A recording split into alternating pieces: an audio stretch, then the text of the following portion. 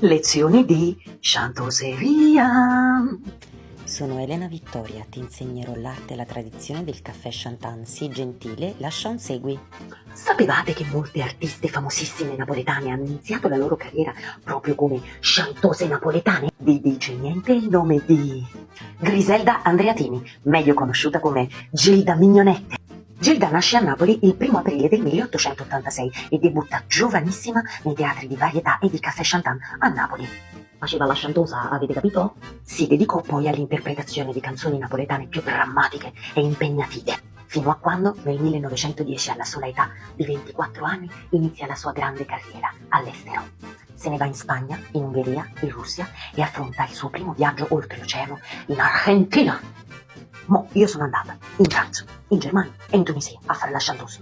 Vuoi vedere che tra poco la volta buona che me ne vado pure io un poco più lontano, Insomma, Gilda riscuote un grandissimo successo al Moulin di San Paolo in Argentina, poi decide di tornare un'altra volta in Russia, non contenta ritorna un'altra volta in Argentina e passa pure a farsi un giro per Cuba. Successo esagerato, ma poi ella decide di rientrare in Italia.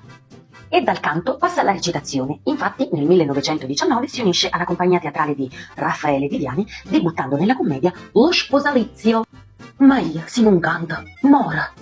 E allora nel 1924 Gilda ritorna a New York, continua la sua carriera da cantante e diventa una delle interpreti napoletane più famose in tutti gli Stati Uniti. In un giovanico carrozzina si porta a Pierrotti in aeroplana, ma mentre ti passieri in tua buona, a vostra nota mostra che una mano e affissa poppa sempre canzone, l'orchestra e vascio porta americana, tamburo e flauto, trombette e band. Fu soprannominata la regina degli emigranti e poco dopo firmò il suo primo contratto discografico che diede il via alla sua lunga discografia che si concluderà un anno e mezzo prima della sua morte con la sua ultima incisione, Ma la femmina di Totò. Gilda fece conoscere la sceneggiata napoletana in tutto il mondo e pensate che fu l'unica artista straniera ad esibirsi nel tempio della musica americana, ovvero il Guild Lyric Theatre. Il valore di questa donna era così evidente che addirittura nel 1949 l'allora presidente dell'Argentina Juan Domingo Perón la nominò dama commendatrice. Anche io devo dire che non ci vedo come commendatrice.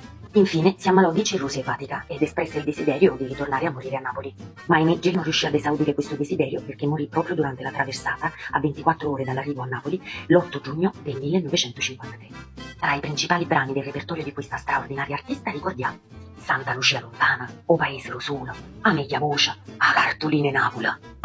Stamattina una cartolina una potuta in Napoli che m'ha mandato mamma, si vede tutto mamma, si vede Marcellina, non vuoi che c'è le Napoli, non basta cartolina. Non solo a Napoli, ma anche in America il ricordo di Gilda è ancora vivissimo. Pensate che si tengono degli spettacoli tutt'oggi in suo onore e addirittura un ristorante nella Little Italy ha inserito nel menù il filetto alla Gilda Mignonette. Casomai voleste porle omaggio, Gilda è sepolta nel cimitero di Poggioreale. Termina qui la lezione di oggi di Chantoseria. Se ti va, lascia un commento, metti un cuoricino, seguimi e ci vediamo la prossima volta con una nuova puntata. Ciao!